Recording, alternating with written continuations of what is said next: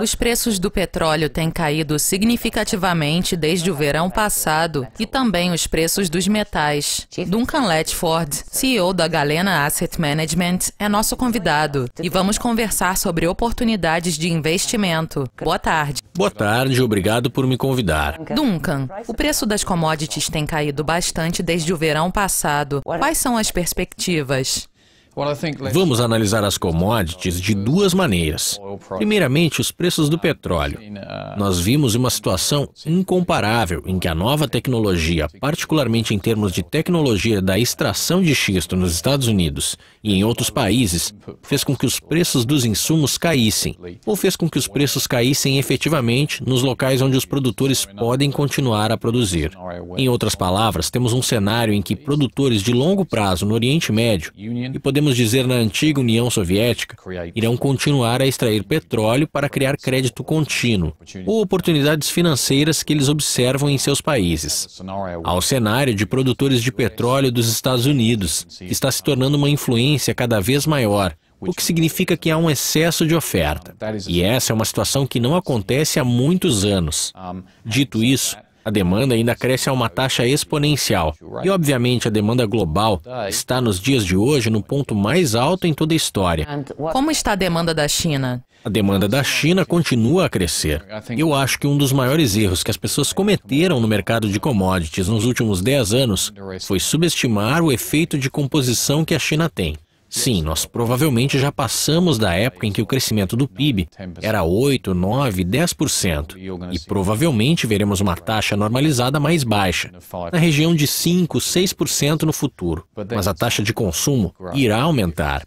A diferença hoje em dia, na demanda de consumo da China, é que está mudando de um cenário conduzido por investimentos em ativos fixos para uma economia guiada pelo consumo, o que muda a dinâmica da demanda, particularmente em relação a produtos individuais, com mais referências aos produtos baseados em metais. Como é possível investir nesse ambiente? Não é fácil, para falar a verdade.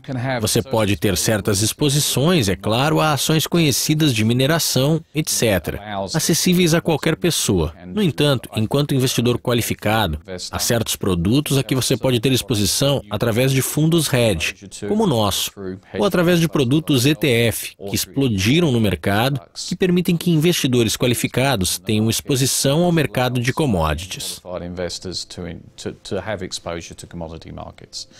Um dos exemplos, e obrigado por colocar o gráfico na tela, uma das coisas mais interessantes que acontecem, como um desenvolvimento contínuo do mercado de commodities para o futuro, é que há uma movimentação para que o mundo seja mais ecológico. A China está proibindo o carvão. Recentemente, particularmente na França, a produção de automóveis a diesel. Outro item que você pode ver aqui em relação à platina e o paládio, que é um mercado desconhecido, eu diria, para o consumidor médio, mas todo dia as pessoas dirigem seus carros. A demanda global por automóveis voltou a subir, está em altas recordes, mas é aí que a dinâmica da demanda muda.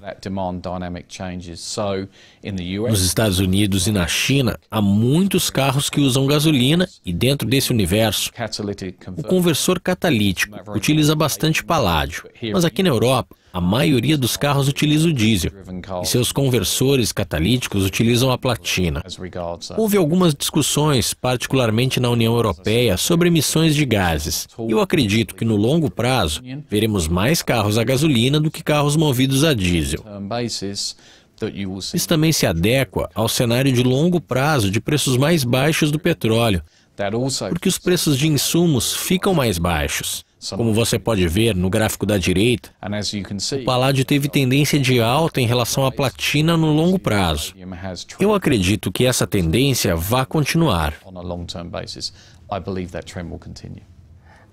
Duncan, você administra um dos poucos fundos de trade finance. Quais são os atrativos dessa classe? Eu acho que é uma classe mal compreendida. No final das contas, todos estão buscando rendimentos e temos um cenário em que simplesmente por financiar um produto, passando do produtor ao consumidor, você pode ter rendimentos de cerca de 4,5% e às vezes 7 ou 8%, financiando essas cargas. A taxa de inadimplência nesse produto é extremamente baixa. Nós sabemos dessa informação por causa dos negócios no longo prazo. E nós podemos averiguar isso em nossos retornos hoje em dia. É extremamente estável. A duração da negociação é extremamente baixa se comparada a outros títulos ou produtos de crédito. E por isso tem uma dinâmica muito interessante em relação aos investimentos em securities nos dias de hoje. E sua volatilidade é muito baixa. A volatilidade é extremamente baixa se comparada a outros produtos da sua classe. Você não tem um cenário com influências externas. E literalmente, quando você está financiando uma carga de petróleo do ponto A ao B, há muito pouco risco hoje em dia nessa capacidade de financiamento. Você também investe em produtos de private equity e companhias de mineração. O que conduz esse tipo de investimento? São dois aspectos, eu diria. A mineração pode ser um negócio difícil, não há dúvidas. Nós queremos, até certo ponto, ser anticíclicos. O que eu quero dizer com isso é que, de maneira geral, nós teremos a capacidade de investir mais para o final do ciclo, ou desinvestir no ponto mais alto do ciclo. E estaremos sempre buscando duas coisas. Uma delas é um prognóstico futuro da commodity individual. Em outras palavras, seria algo que gostaríamos de ter no longo prazo. E o modelo de private equity, obviamente, se presta a isso.